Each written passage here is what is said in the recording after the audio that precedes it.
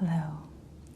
Today we're going to read a chapter out of one of my favorite books, which is also one of my favorite audiobooks. So if you ever get the chance to get Alan Watts out of your mind in audiobook format, it's really just a lecture format because it's him just speaking on his houseboat in Sausalito back in the 70s. And essentially this reading is a sort of abbreviation or a Cliff's Notes version of that talk.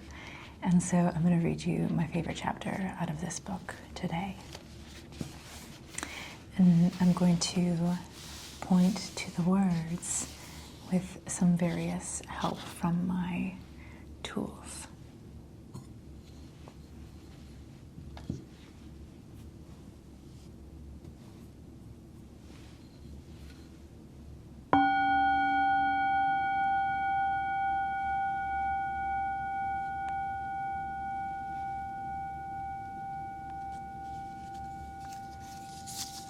Chapter 3, The Eternal Transaction.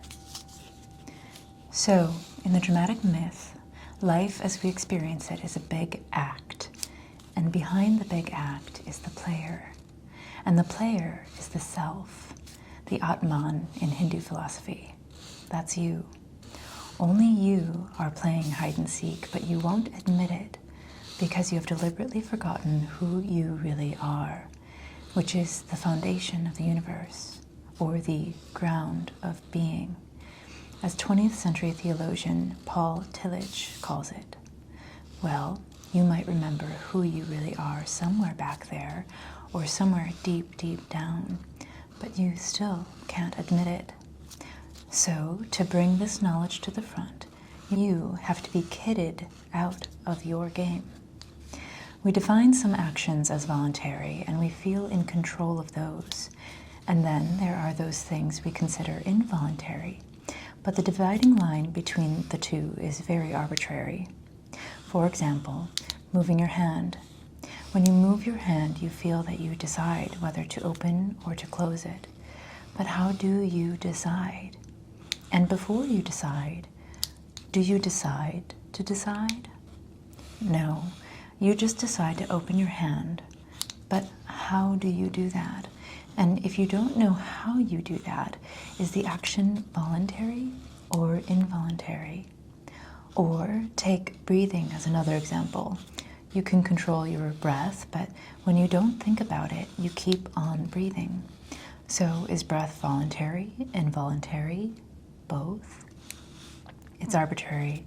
Similarly, we have an arbitrary definition of the self. We think of the self as something with volition, defined by actions as we do. But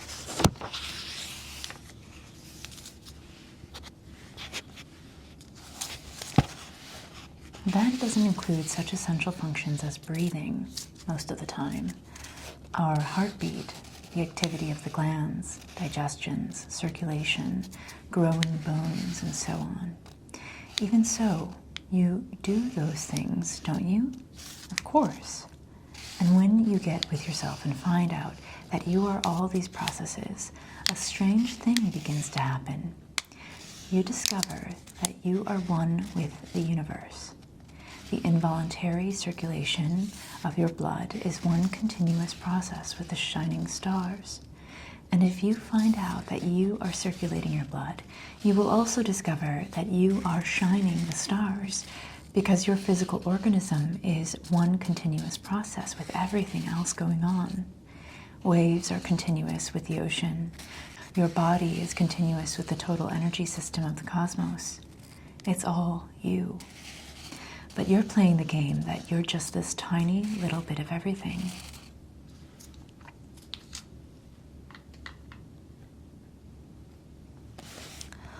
Omnipotence doesn't mean that you know how everything is done. It's just doing it. You don't have to be able to translate it into language. Look, suppose when you get up in the morning, you had to switch your brain on, and you had to wake up every single system of your body and activate all the circuits necessary for life. Your day would never get started. All those things need to be happening at once.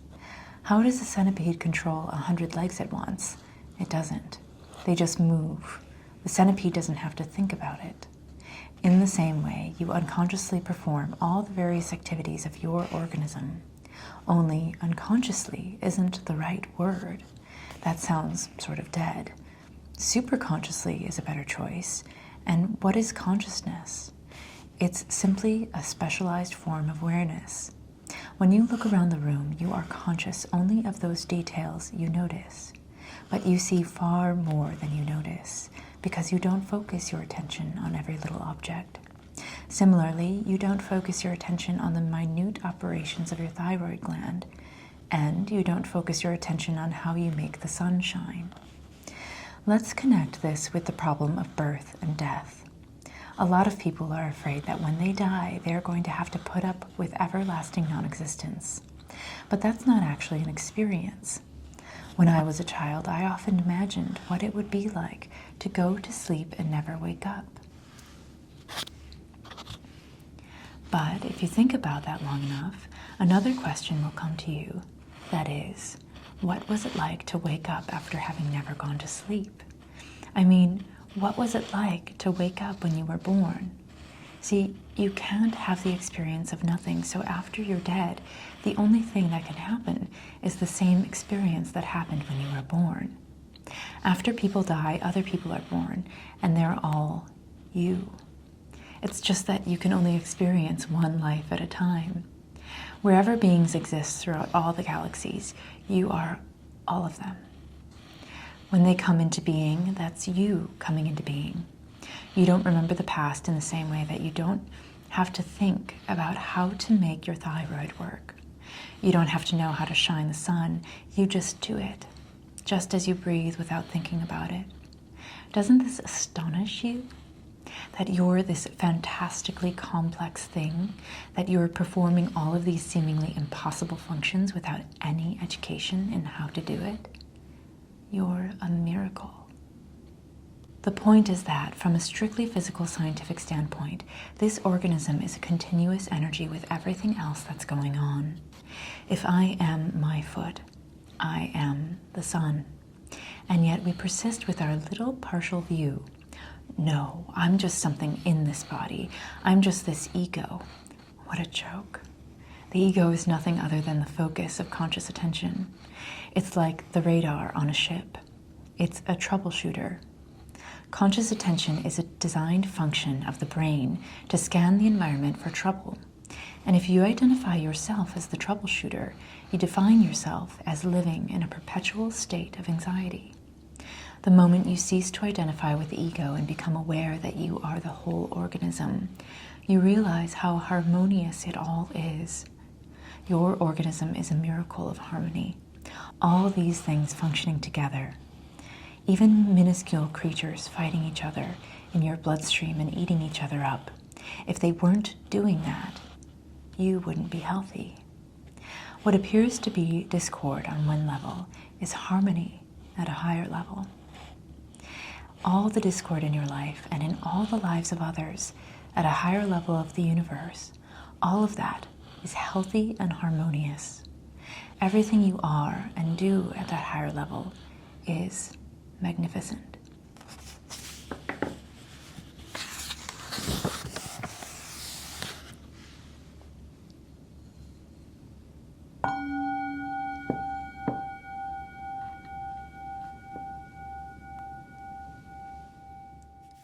Is magnificent and free of blemish, just like patterns in waves, makings in marbles, or the rippling movements of a cat. The world is really okay, and it couldn't be anything else, otherwise it couldn't exist. Physical and spiritual are out-of-date categories. It's all a process. There isn't stuff on the one hand and form on the other. It's just pattern. Life is pattern. It's a dance of energy. I don't claim to have any private revelations about this. I don't have any mystical knowledge about any higher vibratory plane. All this is standing right in front of you. It's just a question of how you look at it. When you realize this, the most extraordinary thing happens. Some people will use the symbolism of God as a brilliant light, only somehow veiled, hiding underneath all the forms you see. But the truth is actually funnier than that. You're looking at the brilliant light right now. The experience you're having right now, which you might call ordinary, everyday consciousness, is it. And when you find that out, you laugh yourself silly. That is the great discovery. In other words, when you really start to see things and you look at an old paper cup, you realize that old paper cup is the brilliant light of the cosmos. Nothing could be brighter. 10,000 suns couldn't be brighter. It's just that all the points of infinite light are tiny when you see them in the cup, so they don't blow your eyes out. Actually, the source of light is in the eye. If there were no eyes to see the world, the sun would not be light. You evoke light out of the universe in the same way you evoke hardness out of the wood by virtue of having soft skin. Wood is only hard in relation to soft skin. Your eardrum evokes sound out of the air. This is how you call into being the whole universe. Light, color, hardness, heaviness, everything. But we've sold ourselves a different mythology. When people began to discover how big the universe actually is, they conceived the idea that we live on this little planet in a solar system on the edge of a galaxy, a minor galaxy. And they thought, well, we really are unimportant after all. God isn't there and he doesn't love us and nature doesn't give a damn. And we put ourselves down with that mythology, whereas in actuality, it's us. This funny little creature crawling on this planet way out in space somewhere, who has this ingenuity by nature of this magnificent organic structure to evoke the universe out of what would otherwise be mere quanta. This little ingenious organism on this planet is what the whole show is growing, so that it can realize its own presence.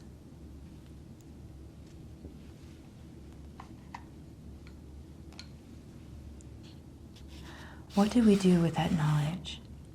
If that's the state of affairs, which it is, the conscious state you're in this very moment is identical to the divine state.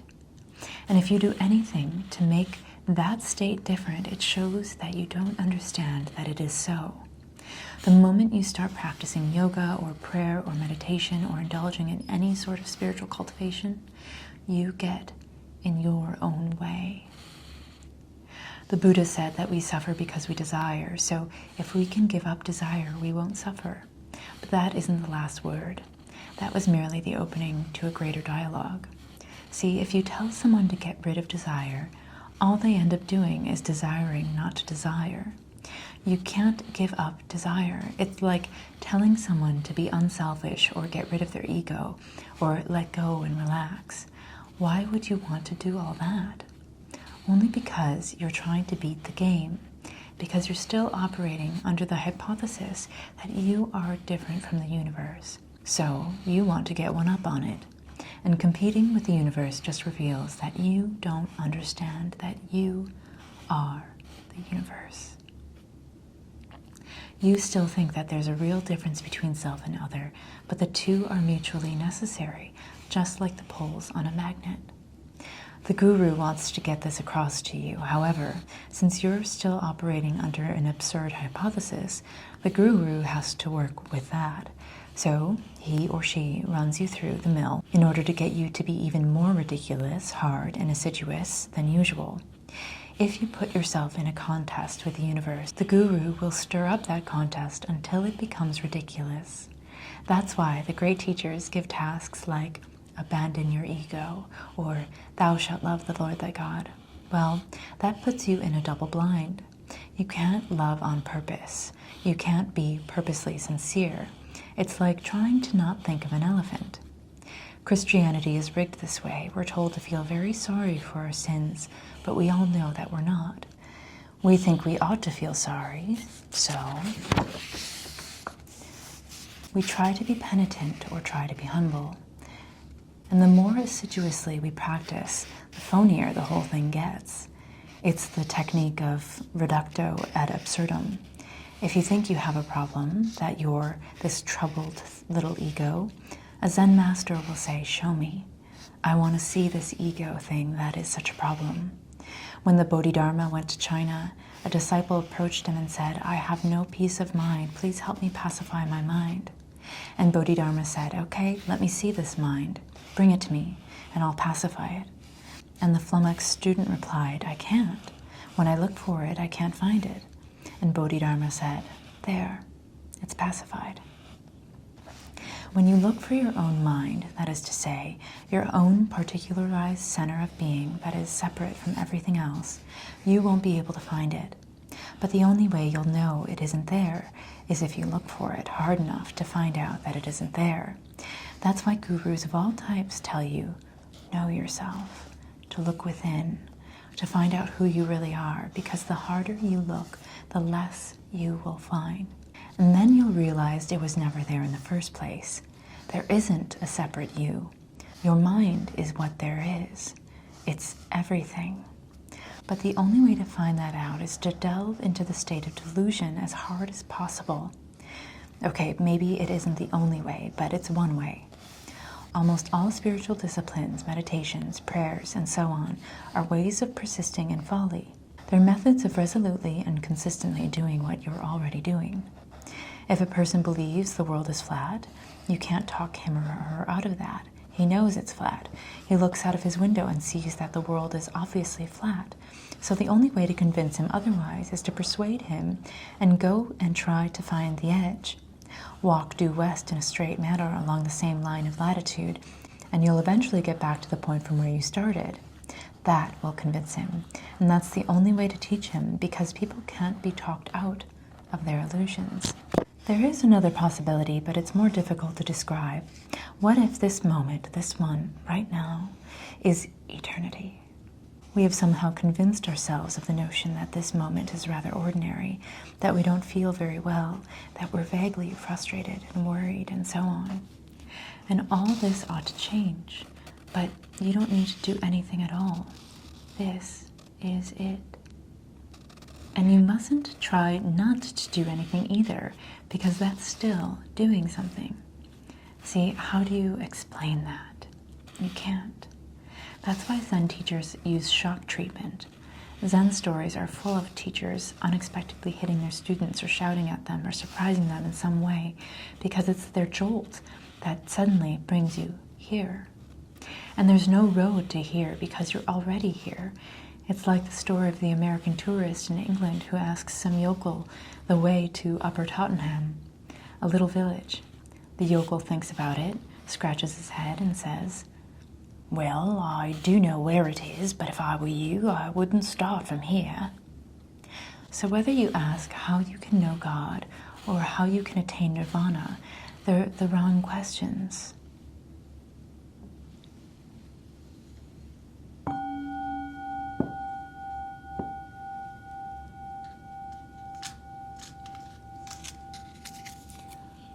Why do you want nirvana? The fact that you want to attain it is the only thing preventing you from achieving it. You already have nirvana.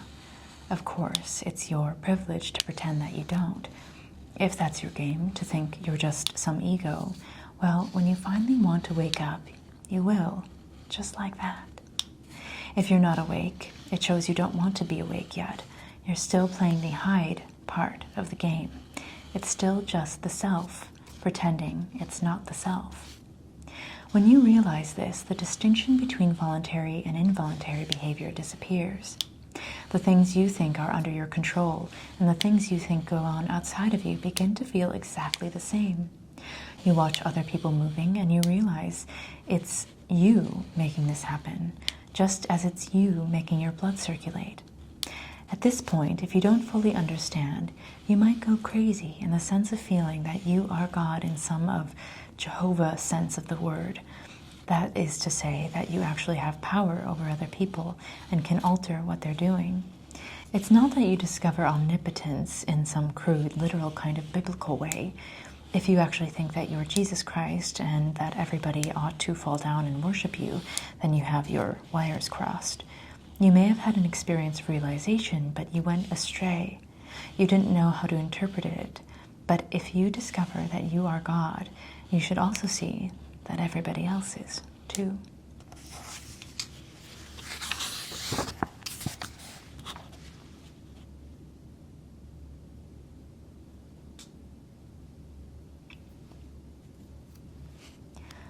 We open our eyes and look around and think that everything we see is outside.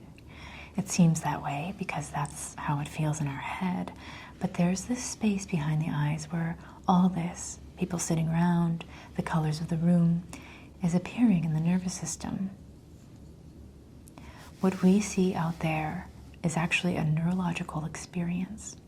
If you realize this, if it hits you as deeply true, then you might assume that all the external world is inside your skull. But you've got your wires crossed.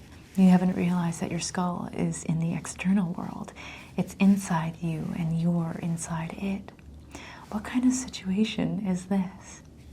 The individual and the world don't interact. The relationship is transactional. For example, when you buy or sell a house, those aspects of buying and selling can't happen by themselves. There can't be an act of buying unless there is a simultaneous act of selling, and vice versa. In the same way, the relationship between the organism and the environment is transactional. The environment grows the organism, and the organism creates the environment. The organism turns the sun into light, but it requires an environment containing a sun in order to exist. It's all one process. It isn't that organisms came into this world by accident or chance. This world is the sort of environment that grows organisms. And it has been this way from the beginning, from the very first moment of the Big Bang. If that's the way the whole thing started, organisms like you and me were involved. Here's another example. Let's say we have an electric current running through a wire that goes all the way around the Earth. Keep in mind that electric current doesn't behave like water in a pipe. And at some other place, we have the negative pole, and the current won't even start until the switch is there. Now, it might take that current a while to get going in circuit if it's going all the way around the planet, but the finishing point must be closed before it will even start from the beginning. In the same way, although it took billions of years for primitive life to arise on Earth, after the Big Bang, life was implied from the very beginning. It takes time for an acorn to turn into an oak, but the oak is already implied in the acorn. It's all one process.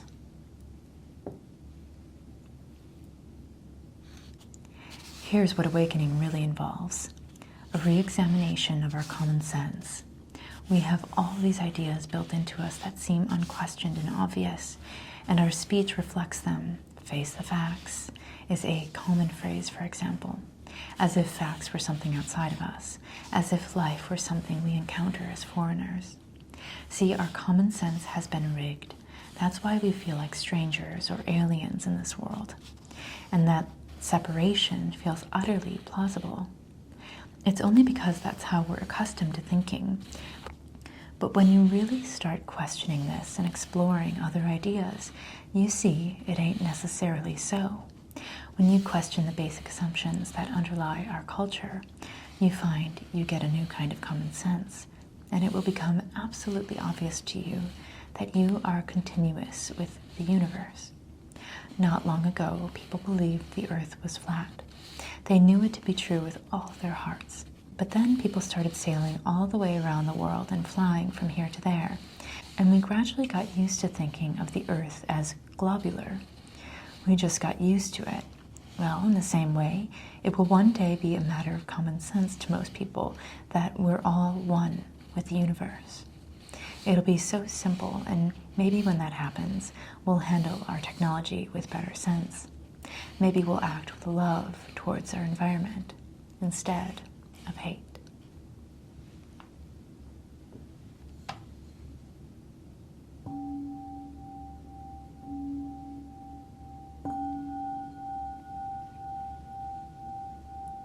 Thank you for listening. I'll see you next time.